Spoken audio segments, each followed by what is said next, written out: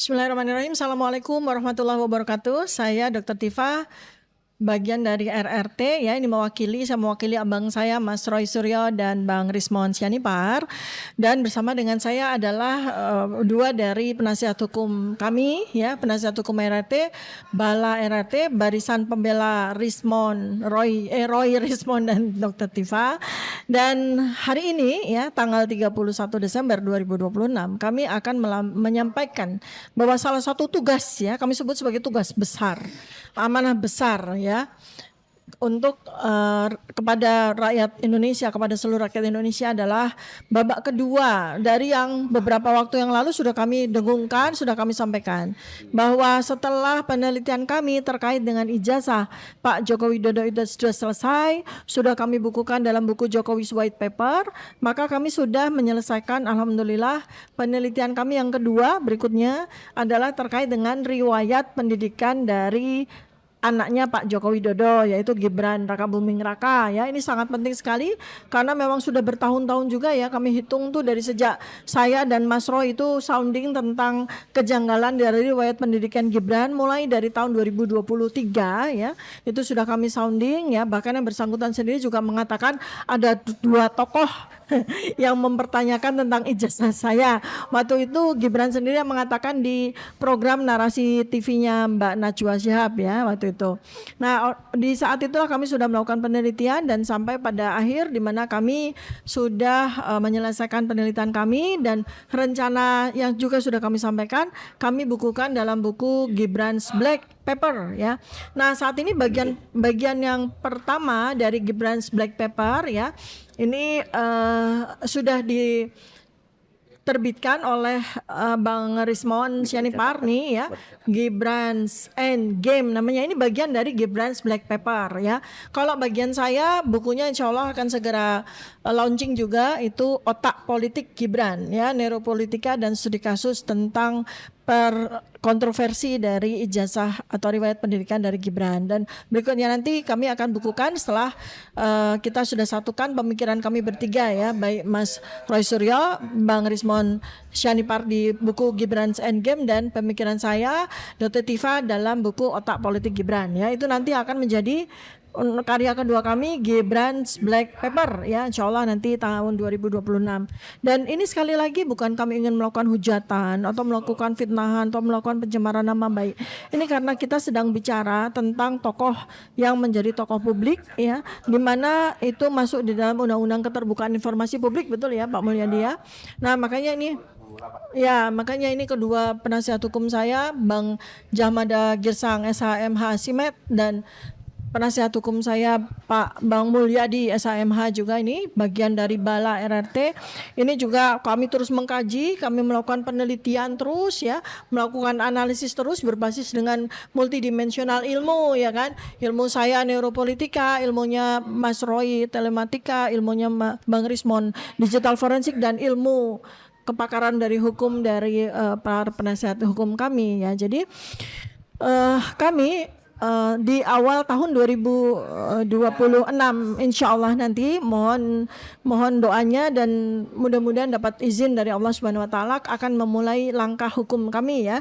Mulai dari pertama kali adalah kami bersurat kepada Dikdasmen ya, Bang Jagir ya nanti akan lanjutkan, dan saya juga sudah sampaikan kepada seluruh rakyat Indonesia bahwa penelitian kami terkait dengan riwayat pendidikan dari Gibran ya, kita membacanya bukan hanya dari sisi dokumentasi saja ya, yang meliputi data-data yang kami dapatkan ya dari Seknek ya, Sekretariat Negara, dari KPU Solo maupun KPU Pusat Republik Indonesia, dari berbagai macam data-data yang kami peroleh pada media maupun media sosial.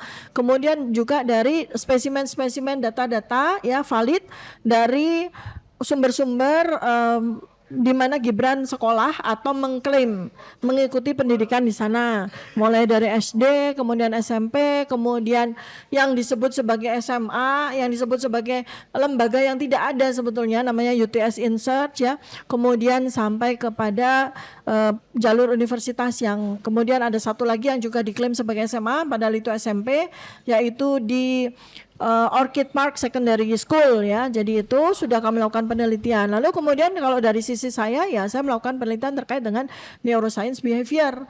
Apakah sinkron, apakah cocok ya.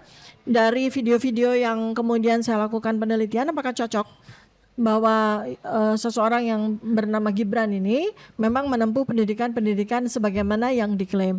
Kemudian dari sisi timeline yang sangat janggal dan bermacam-macam versi ya, timeline dari bagaimana dia menempuh pendidikan SMP-nya, kemudian pendidikan SMA, universitas itu juga timelinenya juga janggal dan menghadirkan berbagai macam versi yang berbeda. Ada versi Sekretariat Negara, versi Kementerian Pendidikan Dasar dan Menengah, versi dari pemerintah dari Surakarta maupun versi dari KPU, itu semua versinya beda-beda dan ini yang tentu saja harus kita lakukan penelitiannya. Jadi kami sebagai peneliti ya kami tentu saja tergerak karena itu memang tugas kami. Dan itu yang sekali lagi saya sampaikan bahwa inilah yang nanti akan kami teliti ya. Dan kami juga sudah sampaikan bahwa penelitian kami ini bukan hanya persoalan data, persoalan dokumen, tapi juga persoalan perilaku ya. Terutama dari bagaimana kita sejak tahun 2023 itu tercengang semua ya.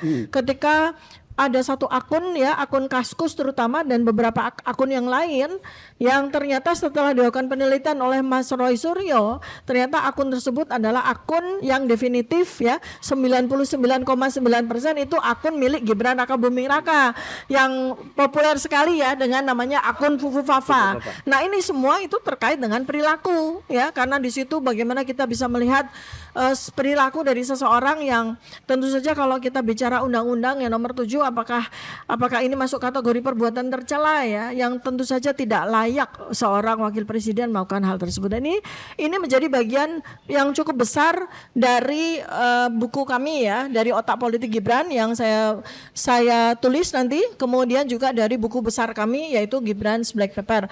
Nah, untuk selanjutnya saya mohon informasi dari Bang Jagir ya, Bang Jama Dagirsang terkait dengan bagaimana kita nanti akan ke Dikdasmen ya. Silakan Bang.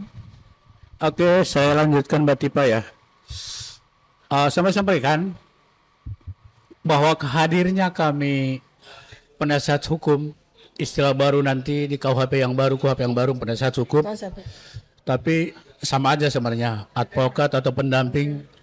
Kami perlu sampaikan ada sisi-sisi hukum. Jadi bagi kami, RRT, Roy, Rismon, dan Dr. Tipa ini adalah peneliti. Masalah ada yang percaya atau tidak percaya itu terserah. Peneliti artinya saya mau terjemahkan sedikit ya. Berdasar dari kata riset. Riset kalau terjemahkan ke Indonesia dari bahasa Inggris research, diindonesiakan itu ditranslasikan ke mencari kembali. Nah, itu artinya riset. Jadi sama dengan kasus ijazah Pak Jokowi yang tadinya muncul oleh Dian Sandi tiba-tiba hilang, datang yang bertiga ini meneliti. Harus ditemukan apa penyebabnya, bagaimana dan kemana arahnya. Nah sekarang seperti yang disampaikan oleh Mbak Tipa tadi, tahun 2026 besok sudah mulai hari kerja tanggal 2 akan kembali, bukan kembali ya, ini melanjut ke babak kedua. Yaitu yang tadi disebut oleh Mbak Tipa tentang ijazah, sertifikat atau riwayat pendidikan dari kebetulan incumbent sekarang, wapres kita Gibran. Jadi perlu ada catatan, ini pun sama analoginya seperti ijazah Pak Jokowi. Ada dulu timbul istilah-istilah atau berita-berita bahwa pendidikannya ada di Australia, ada di Singapura, terus connected to Inggris gitu loh. Nah itu tidak jelas semua. Oleh sebab itu, peneliti yang bertiga ini ya sama-sama meneliti ini ke lembaga yang bertanggung jawab. Dan saya langsung ikut beberapa bulan lalu mendatangi Dikdasmen. Dan sangat menyedihkan di sana bahwa khususnya Dr. Rismon tidak diperbolehkan masuk sama Dr. Roy Suryo. Bayangkan 2 orang peneliti tidak boleh masuk ke lembaga negara yang juga dibiayain oleh rakyat. Akhirnya saya datang 5 menit kemudian dengan berbagai cara akhirnya kita masuk. Apa tujuan saya masuk adalah dengan pendapat yang tadi, yang hiruk pikuk tadi, kita mau kejelasan dari lembaga yang berkompeten menjelaskannya. Karena ijazah yang dipersoalkan adalah ijazah S level SMA yang disetarakan. Ya. Oleh sebab itu datang kita ke Didasmen, bukan ke perguruan tinggi. Undang-undangnya beda. Nah, kemudian pada saat itu kita ketemu dengan pejabatnya, tapi bukan sekjen atau bukan level yang tinggi, tapi semacam sekretaris lah. Menurut saya kompeten. Saya bilang, saya sampaikan, Pak, ada 2 undang-undang yang mengatur pendidikan di Indonesia. Pertama, Undang-Undang Nomor 20 tahun 2003, itu tentang Undang-Undang Sisdiknas, Sistem Pendidikan Nasional. Kedua, tentang Perguruan Tinggi Nomor 12 tahun 2012. Nah, kita tidak bicara pendidikan tinggi, karena yang Gibran ini adalah pendidikan menengah, dasar dan menengah. Saya sampaikan undang-undangnya begini, dan ada juga efek pidananya. Nah, oleh sebab itu saya anggap serius. Nanti siapa yang terlibat masuk penjara kan bukan maunya kita begitu. Kita mau meluruskan aturan pendidikan mulai dari dasar, menengah sampai tingkat tinggi di Indonesia ini. Ini salah satu mainstream tujuan dari gerakan ini. Bukan menghukum siapapun. Nah, oleh sebab itu dari kejadian tersebut tidak terjadi komunikasi lagi yang produktif. Akhirnya kita bukalah Undang-Undang KIP nomor 14 tahun 2008 menjelaskan bahwa ada prosedurnya untuk mendapatkan itu, yaitu mengajukan permohonan ke PPID. PPID itu adalah pejabat pengelola informasi dan dokumentasi. Sejak adanya Undang-Undang KIP, setiap departemen instansi ada PPID-nya. Jadi kalau kita minta informasi apapun, apalagi yang bersifat publik seperti yang kata Mbak Tipa tadi, PPID ini harus menjawab. Jika dalam waktu tertentu mereka tidak menjawab, kita ajukan permohonan ke Komisi Informasi Publik. Di sana nanti ada persidangan. Jadi kalau saya jelaskan detail nanti bisa sampai malam kita di sini. Saya hanya menyampaikan bahwa kita akan tempuh di awal minggu Januari 2026 mengajukan permohonan ke PPID di Dikdasmen. Konsepnya sudah ada. Dan gerakan ini juga sama, gerakan RRT. Jadi tidak terpisah hanya satu orang. Dan kuasa hukumnya juga bareng juga. Jadi ini sepertinya sudah melekat kemana-mana pun. Masalah yang manapun nanti itu kita RRT ini sebagai prinsipal, kita kuasa hukum ini sebagai pendampingnya. Nah, jadi secara singkatnya kita akan ajukan permohonan di awal Januari, minggu pertama target kita ke PPID di Dikdasmen. Ya 10 hari, kalau mereka respon oke. Kalau enggak mereka extend 7 hari. Sesudah 30 hari tidak ada respon, baru kita ajukan permohonan ke Komisi Informasi Publik Pusat yang ada di di Ridwan Rais. Kita udah biasa bersidang di sana. Saya pikir begitu ya. Jadi informasi kalau saya bicara karena orang hukum bicara secara hukum. Kalau Mbak Tipa secara penelitian ilmiah, saintifik. Kalau saya hukum masih bisa sih dibelok-belokkan, tapi ada aturannya. Yang jelas, jika hal ini terbukti nanti, yang namanya penyetaraan yang tidak sempurna itu ada pidananya. Nah, ini yang kita tidak inginkan. Apalagi wapres kita incumbent sekarang, dan sebentar lagi mendekat 2029 ya. Ya kita tidak ada politisi sini non partisan, tapi otomatis nanti menyambar-nyambar begitu. Saya pikir begitu, Dokter Tipa ya. Dari saya tidak panjang-panjang. Kalau orang hukum bicara pendek-pendek saja. Terima kasih. Ya, baik, Bang Mulyadi bisa menambahkan dari sisi pendidikan. Mungkin rekan-rekan semua untuk menambahkan suatu permasalahan yang mungkin yang diamati, yang dianalisis oleh RRT ini adalah berdasarkan ilmu pengetahuan. Dengan berdasarkan ilmu pengetahuan ini ada ciri-cirinya, ada 4. Objektif, sistematis, empiris, dan verifikasi. Yang disebut objektif adalah berdasarkan data, fakta yang dapat diukur dan diamati. Sistematis yaitu menggunakan metode ilmiah dan pengamatan yang terstruktur. Apalagi empiris, berdasarkan pengalaman dan pengamatan. Verifikasi, dia bertanggung jawab. RRT ini bertanggung jawab apa yang telah diamati, dianalisis sesuai dengan keahliannya. ini adalah berdasarkan akademisi, maka seharusnya untuk melawan atau mencas seorang dengan ilmu pengetahuan juga, bukan semata-mata dikriminalisasi terhadap apa yang diamati dan diteliti secara akademisi.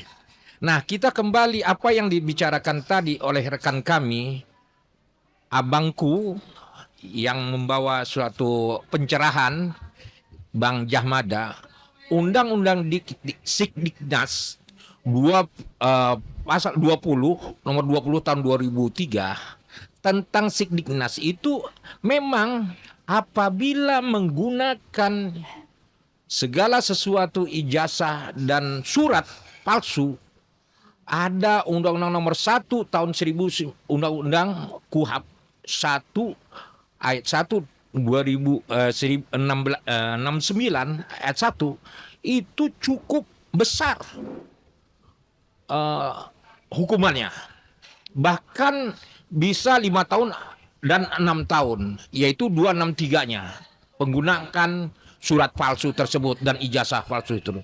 Maka dari itu ada yang membuatnya pun juga akan terkena dengan pasal tersebut, menggunakan administratif yang tidak sesuai dengan apa yang telah dikeluarkan. Maka dari itu saya tidak panjang lebar menggunakan ilmu pengetahuan itu tidak pernah bohong dan harusnya men-challenge segala sesuatunya dengan ilmu pengetahuan juga. Buku lawan buku, menganalisis lawanlah dengan analisis sesuai dengan ketentuan secara akademisi. Mari kita buka yang JPW itu, kita bedah bersama di lembaga-lembaga universitas yang terkemuka. Nah, itu lebih baik, lebih efektif. Jangan kan orang yang menggunakan akademisi ini dikriminalisasi. Itu aja mungkin dari kami. Mungkin diteruskan oleh Dr. Iva. Ya. Baik, terima kasih Bang Jagir, Bang Mulyadi ya. Jadi sekali lagi, yang sedang RRT lakukan terkait dengan riwayat pendidikan Gibran ini bukan sesuatu yang berasal dari kebencian kami atau dendam kami, tidak ya. Kenapa? Karena riwayat pendidikan dari seorang pemimpin itu seharusnya sangat clear ya. Sebagaimana dulu Ibu Megawati tidak ada masalah kok lulusan SMA, kemudian di universitas juga tidak lulus dan sebagainya, dan yang lain-lain juga Pak nggak ada masalah gitu. Jadi nggak usah harus kemudian menjadi gelap seperti Gibran ini ya. Sampai dengan hari ini anak yang usianya relatif muda ya 37 tahun, pasti teman-teman TK-nya masih banyak, teman-teman SD-nya masih banyak, teman-teman SMP-nya yang katanya di Singapura juga masih banyak, apalagi teman-teman SMA atau kuliahnya ya. Tapi kan kita juga lihat kok tidak ada satupun dari satu orang aja yang menyatakan saya bersekolah sekelas sama Gibran dan sebagainya. Kok tidak ada satupun yang bersuara. Kemudian berikutnya lagi, pada saat tahun 2023 itu kan saya bersama Mas Roy itu kan menyinggung tentang kejanggalan dari ijazah universitasnya Gibran yang terbit dari Bradford University tapi diperoleh dari MDI Singapura ya kan. Nah itu juga tidak ada foto wisuda yang lengkap, hanya ada foto wisuda Gibran yang salaman dengan foto yang sangat janggal dan sebagainya. Jadi itu yang sebetulnya awal kami melihat bahwa ada sebuah kemisteriusan. Ya, ada sebuah kegelapan ya, sehingga makanya bukunya namanya Gibran's Black Paper ya, karena seperti ada banyak sekali gambaran-gambaran yang tidak clear dan kemudian juga ditutup-tutupi gitu. Dan bahkan ya seperti yang tadi Bang Jagir sampaikan, bahkan kami melakukan klarifikasi di Dikdasmen saja ya, yang tadinya kami sudah dijadwalkan untuk bertemu itu kami ditolak di pintu gerbang. Berarti kan ada sesuatu yang ditutupi di sana ya. Nah banyak orang-orang baik yang kemudian justru memberikan kepada kami, termasuk salah satu yang baru 2 hari kemarin itu kami dapatkan fresh from the oven dari Solo ya, satu apa namanya, bundel dokumen tentang di mana di dalamnya itu riwayat pendidikan Gibran fresh ya, dari satu sumber yang sangat qualified dari Solo, dan itu membuat kami menjadi semakin yakin bahwa memang langkah kami untuk melakukan penelitian terhadap riwayat pendidikan Gibran itu sangat penting bagi bangsa dan negara ini ya. Sangat penting karena jangan sampai terjadi lagi kejadian yang sama dengan Pak Joko Widodo, kemudian ini kejadian berulang di anaknya sendiri Gibran. Jangan sampai ini menjadi sebuah presiden yang tidak segera kita hentikan ya. Baik, itu saja mungkin Bang Jagir, Bang Mulyadi ya. Mudah-mudahan apa yang kita sampaikan pada hari ini menjadikan penambahan pengetahuan dan pencerahan ya kepada untuk seluruh masyarakat Indonesia. Terima kasih. Assalamualaikum warahmatullahi wabarakatuh. Waalaikumsalam.